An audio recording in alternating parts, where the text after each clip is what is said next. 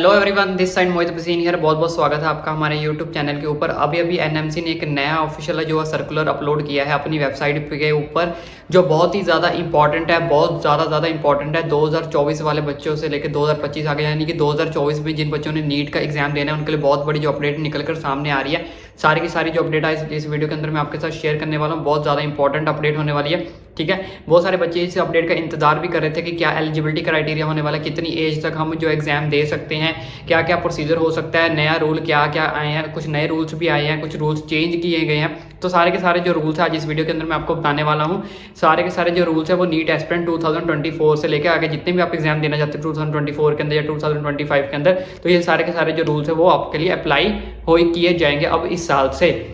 तो सारे के सारे जो रूल्स है, क्या सर्कुलर नया आया वो मैं अभी आपके साथ शेयर करने वाला हूँ। तो सबसे पहले जो बच्चों के माइंड में होता है कि एज लिमिट क्या होनी चाहिए नीट एस्पिरेंट अगर आपको बनना है, यानी कि नीट एस्पिरेंट अगर आपने एग्जाम कंडक्ट करना है नीट का, तो मिनिमम एज लिमिट कितनी होनी चाहिए। इसके ऊपर बहुत सारे क्वेश्चन जो थे उठ रहे थे कि 17 साल का बच्चा कंप्लीट होने के बाद एग्जाम दे सकता है कि या 17 साल की उम्र में एग्जाम दे सकता है। तो उसके लिए जो एनएमसी ने साफ साफ क्लियर कर दिया है कि जो मिनिमम एज है आपकी वो 17 साल कंप्लीट होनी चाहिए। क्योंकि बहुत सारे बच्चे इस चीज़ के अंदर र्यूमरस के अंदर फैले थे कि मेरी 17 साल जो कंप्लीट होने के बाद मैं एलिजिबल हूँ, या 17 साल का जब मैं हो 16 मेरी कंप्लीट हुई है, यानी कि अभी 17 शुरू ही हुआ है, तो क्या मैं एलिजिबल हूँ? जी नहीं, बिल्कुल भी आप एलिजिबल नहीं हो। आपकी 17 ईयर्स जो आपकी एज है वो पूरी तरह कंप्लीट होनी चाहिए, ठीक है। 17 ईयर्स आपकी पूरी तरह एज कंप्लीट होनी चाहिए तो आप एलिजिबल हो जाओगे नीट के लिए। और आपकी एज 31 दिसंबर 2024, यानी कि अभी जो एग्जाम 2024 के अंदर होना है, तो 31 जनवरी तक आपकी जो एज है वो 17 साल कंप्लीट अगर हो जाती है तो आप एलिजिबल हो जाओगे 31 जनवरी 2024 तक। उससे पहले अगर हो जाएगा तो अच्छी बात है। लास्ट यानी कि ये है कि 31 जनवरी तक आप 2024 तक जो बच्चे 17 साल के कंप्लीट हो जाएंगे वो एलिजिबल बन जाएंगे। और उनकी अगर आप ऐसे नहीं कैलकुलेट कर सकते तो आप ऐसे बता देता हूँ मैं कि आपकी जो डेट ऑफ बर्थ है वो 2007 होनी चाहिए। अगर आपकी डेट ऑफ बर्थ 2007 है तो आप एलिजिबल हो आराम से, ठीक है। जिन बच्चों ने 2025 में देना है उनका जो बोन है वो 2008 होगा तो वो चल जाएगा, वो 2025 में दे सकते हैं, ठीक है। अब बात कर लेते हैं नेक्स्ट क्वेश्चन की। नेक्स्ट क्वेश्चन जो बहुत ज़्यादा इंपॉर्टेंट था, यही बच्चों के माइंड में था कि अटेम्प्ट लिमिट कितनी होती है, कि कितनी बार हम एग्जाम्स दे सकते हैं। तो देखो बच्चों, एनएमसी ने भी इस चीज़ के ऊपर कोई क्वेश्चन जो है नहीं उठाया है, ना ही कोई बात की है, तो जिसकी वजह से हम कह सकते हैं कि कोई भी अटेम्प्ट लिमिट नहीं है। आप चाहे 2 बार एग्जाम देना चाहे 2 बार दे सकते हो, 3 बार, 4 बार, 5 बार, जितना चाहो आप एग्जाम दे सकते हो। कोई भी लिमिट नहीं है, नो अटेम्प्ट लिमिट। आप जितना मर्जी चाहो अपना एग्जाम जो है वो दे सकते हो नीट का। अब बात कर लेते हैं एलिजिबिलिटी क्राइटेरिया क्या होने वाला है। एलिजिबिलिटी क्राइटेरिया क्या होने वाला है? एलिजिबिलिटी क्राइटेरिया मिनिमम आपकी जो है 12th पास होने चाहिए। यहाँ पर 12th पास होने के बाद आपको आपकी जो सब्जेक्ट है क्या क्या होने चाहिए, आपके पास फिजिक्स होनी चाहिए, केमिस्ट्री होनी चाहिए, बायोलॉजी होनी है, साथ में इंग्लिश भी होनी चाहिए। Physics, chemistry, biology plus English, ये 4 सब्जेक्ट आपके लिए कंपलसरी है। ये 4 के 4 जो सब्जेक्ट है वो कंपलसरी है आपके लिए। कुछ बच्चे सोचते हैं कि इंग्लिश इतना कंपलसरी नहीं है, तो यहाँ पे एनएमसी ने साफ साफ क्लियर कर दिया कि physics, chemistry, biology plus English चारों सब्जेक्ट आपके लिए कंपलसरी है। और चारों में पास होना भी कंपलसरी है, चाहे आप पॉइंट्स पे पास होने कोई लेना देना नहीं है, ठीक है। लेकिन आप चारों में जो है वो पास होने चाहिए, फिजिक्स के अंदर भी, केमिस्ट्री के अंदर भी, बायोलॉजी के अंदर भी और इंग्लिश के अंदर भी। और उसके साथ उन्होंने एक और कंडीशन रखी है, वो भी मैं आपके साथ क्लियर कर देता हूँ कि मिनिमम मार्क्स कितने होने चाहिए हमारे, हम कितने मार्क्स पे एलिजिबल हो जाओगे, ठीक है। पीसीबी के अंदर उसमें आपके इंग्लिश के मार्क्स नहीं देखे जाएंगे, बस इंग्लिश में उन्होंने ये कंडीशन रखी है कि आप इंग्लिश में पास होने चाहिए। चाहे आप पॉइंट्स पे पास हो जाए कोई दिक्कत नहीं है, मैक्सिमम नंबर से पास हो तो और भी अच्छी बात है, लेकिन उनकी यही कंडीशन है कि आप पास होने चाहिए। अब पीसीबी में आपको कितने नंबर चाहिए? अगर आप जनरल कैटेगरी से बिलोंग करते हैं तो आपको +2 के अंदर कम से कम तीनों को मिला के, कुछ बच्चे सोचते हैं कि सेपरेट कि फिजिक्स में अलग से, केमिस्ट्री में अलग से, बायोलॉजी में अलग से। देखो बच्चों, अलग अलग नहीं उन्होंने बोला है, उन्होंने बोला कंबाइन करके पीसीबी तीनों को मिला के ऑल ओवर जो आपकी परसेंटेज है जनरल कैटेगरी के लिए मिनिमम 50% जो है होनी ही चाहिए। मतलब 50% अगर आपके नंबर हैं +2 के अंदर, 12th के अंदर, पीसीबी के अंदर, तो आप एलिजिबल हो, ठीक है, जनरल कैटेगरी के अंदर। लेकिन अगर आप किसी रिजर्व कैटेगरी से, ओबीसी, एससी, एसटी, तो आपको मिनिमम जो है वो 40% चाहिए। किसके अंदर? पीसीबी के। तीनों को दोबारा रिपीट कर रहा हूँ कि तीनों को कंबाइन करके। कुछ बच्चे सोचते हैं कि अकेले में, यानी कि फिजिक्स में अलग से चाहिए, केमिस्ट्री में अलग से चाहिए, बायोलॉजी अलग अलग नहीं बोला है, तीनों को कंबाइन करके जनरल कैटेगरी को 50% नंबर चाहिए, ठीक है। और ओबीसी, एसएसटी, रिजर्व कैटेगरी जितनी है उनको कितने नंबर चाहिए? 40%। इतने नंबर अगर आपके है तो आप नीट देने के लिए आप एलिजिबल हो।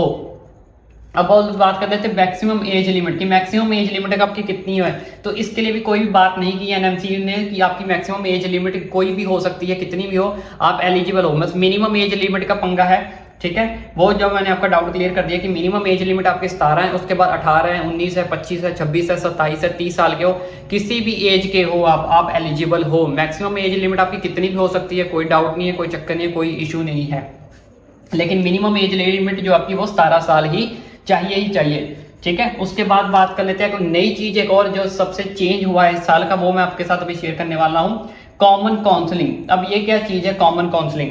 पहले क्या होता था, पिछले साल में हमारे पास जो होती 100% सीट्स होती थी, तो 100% सीट्स में क्या होता था, 15% जो सीट्स हैं वो ऑल इंडिया लेवल पे उसकी काउंसलिंग होती थी, ऑल इंडिया लेवल पे उसकी काउंसलिंग होती थी। बाकी की रेस्ट जो 85% सीट्स बचती हैं उसको स्टेट लेवल पे उसकी काउंसलिंग होती थी, ठीक है। दोबारा से रिपीट कर रहा हूँ, 100% सीट में से 15% जो सीटें हैं वो इंडिया लेवल पे उसकी काउंसलिंग होती थी, 85% जो सीटें हैं वो स्टेट लेवल काउंसलिंग उसकी करवाता था कि अपने बच्चों के लिए स्टेट लेवल पे, ठीक है। लेकिन इस बार का जो रूल है वो चेंज हो चुका है। इस बार अब क्या होगी, कॉमन काउंसलिंग होगी, ना ही इस बार इंडियन लेवल पे होगी, इंडिया लेवल पे, और ना ही इस बार स्टेट लेवल के ऊपर होगी। सिर्फ एक ही काउंसलिंग होगी, कॉमन काउंसलिंग होगी, और कॉमन काउंसलिंग के अंदर एनटीए एनएमसी ही डिसाइड करेगा कि किस बच्चे को कहाँ पे एडमिशन देनी है, किस स्टेट के अंदर देनी है। पहले क्या होता था, जो स्टेट काउंसलिंग वाले होते थे वो अपनी स्टेट में ज्यादा एलिजिबल करते थे, एलिजिबिलिटी उनकी ज्यादा होती थी, यानी कि उनको सीट मिलने के चांसेस ज्यादा होते थे, क्योंकि उनकी कैटेगरी क्या थी, ज्यादा थी, रिजर्व्ड कैटेगरी ज्यादा थी, 85% थी। लेकिन इस बार वो सारा का सारा रूल जो है वो खत्म हो चुका है, 85% वाला भी खत्म हो गया, 15% वाला भी खत्म हो गया। अब सीधा आपने डायरेक्ट काउंसलिंग करोगे तो ऊपर से ऑर्डर आएगा कि आपको किस स्टेट में, कौन सी स्टेट के अंदर कौन सा कॉलेज जो है वो मिलेगा, ठीक है। ये सब ऊपर से अब ऑर्डर होगा। अब इसमें स्टेट वाला कोई भी रूल नहीं है, ना ही इंडियन लेवल का कोई कुछ रूल है, ना वो आप कुछ कर सकते हो। आप सिर्फ अपनी काउंसलिंग के अंदर अपनी प्रेफरेंस डाल सकते हो, ठीक है। प्रेफरेंस के अकॉर्डिंग अब एनएमसी जो एनटीए वो डिसाइड करेगा कि आपको कौन सा कॉलेज देना है, अपनी स्टेट का देना है, किसी अदर स्टेट का देना है, या कहाँ पे सीट खाली है वहां पे देना है, ठीक है। तो ये नया चेंज इसमें इस बार रूल आया है, नो स्टेट काउंसलिंग, नो, तो कोई भी आपकी स्टेट काउंसलिंग नहीं होगी, तो ना ही आपकी ऑल इंडिया काउंसलिंग होगी इस बार, ठीक है। अब बात कर लेते हैं एलिजिबिलिटी। अब कौन कौन से बच्चे एलिजिबल हैं। कुछ बच्चों को ये भी डाउट है कि हम एलिजिबल हैं या नहीं है, तो बच्चों इसके अंदर भी ये चीज इन्होंने क्लियर कर दी है। अगर आप प्राइवेट स्टूडेंट हो, ठीक है, किसी प्राइवेट स्कूल से पढ़ते हो, या प्राइवेट स्टूडेंट हो, या सीबीएसई का ऐसे कोई भी हो, ठीक है, तब आप एलिजिबल हो। उसके साथ साथ अगर आप ओपन बोर्ड से हो, प्राइवेट स्टूडेंट, जैसे बच्चे कोई रेगुलर नहीं होते स्कूल में, या स्कूल सिर्फ एग्जाम देने चाहते हैं, ठीक है, वो भी बच्चे जो एलिजिबल हैं इस एग्जाम के लिए, नीट एग्जाम के लिए। ओपन स्टूडेंट वाले बच्चे भी एलिजिबल है, प्राइवेट वाले तो एलिजिबल होते ही होते हैं, ठीक है। तो ओपन बोर्ड जो बच्चे जो रेगुलर नहीं करते स्कूल, ठीक है, वो भी एलिजिबल है। इसके साथ एक हमारे पास एनओएस बोर्ड आता है, ये भी ओपन बोर्ड ही होता है, इसमें भी सिर्फ आपको एग्जाम देने जाना होता है। तो ये भी बच्चे, यानी कि सारे के सारे जो बच्चे हैं, सिंपल सी बात बोले तो सारे के सारे जो बच्चे हैं वो एलिजिबल हैं नीट का एग्जाम देने के लिए, ठीक है। इन्होंने कोई भी ऐसी पाबंदी नहीं लगाई है कि आप एलिजिबल नहीं हो, आप एलिजिबल नहीं हो। सारे के सारे जो बच्चे हैं एलिजिबल हैं, ऑल आर एलिजिबल, सारे के सारे जो बच्चे हैं वो एलिजिबल हैं नीट का एग्जाम देने के लिए। अब लास्ट में एक और नया रूल इन्होंने चेंज किया है, वो भी मैं आपके साथ शेयर कर देता हूं। अब एक और रूल क्या चेंज किया है इन्होंने, तो लास्ट में जो हमारे पास गाइडलाइन आई है उसमें क्या रूल चेंज किया है इन्होंने बोला कि इफ मार्क्स आर सेम, अगर मान लो कैसे दो बच्चों के मार्क्स जो है वो सेम आ जाते हैं, ठीक है। फॉर एग्जाम्पल मान लो एक अहमदाबाद में पढ़ता है गुजरात में, और एक हरियाणा में बच्चा पढ़ता है, उसके भी 500 मार्क्स आ गए, उसके भी 500 मार्क्स आ गए, तो ऐसे में जो है सबसे पहले प्रेफरेंस किसको दी जाएगी। पहले से क्या होता था, पहले के जो होता था अगर ऐसे सेम मार्क्स आते थे तो सबसे पहले बायोलॉजी के मार्क्स देखे जाते थे कि बायोलॉजी में जिसके मार्क्स ज्यादा हैं उसको फर्स्ट नंबर पे रखा जाता था, अगर दूसरे वाले बच्चे के बायोलॉजी में मार्क्स कम है तो उसको सेकंड नंबर पे रखा जाता। लेकिन इस साल से ये रूल को क्या कर दिया गया है, चेंज कर दिया गया है।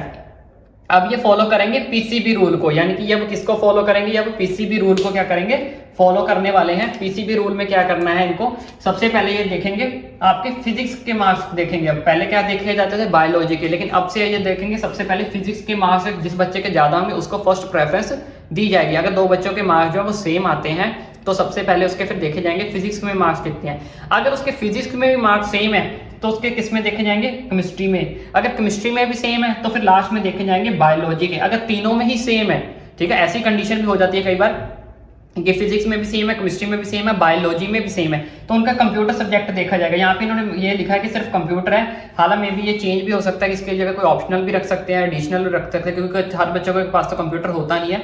तो यहाँ इसको मुझे लगता है कि यहाँ पे ऑप्शनल आ सकता है, ठीक है। तो वैसे तो इतना कोई बहुत कोइंसिडेंस ही होता है कि लास्ट तक पहुंचे, नहीं तो फिजिक्स में एक आधे के मैच हो जाएंगे, फिर केमिस्ट्री में तो ऊपर नीचे हो ही सकता है एक आधा नंबर, अगर केमिस्ट्री में तो बायोलॉजी में हो जाए, फोर्थ कंडीशन है ये, ठीक है।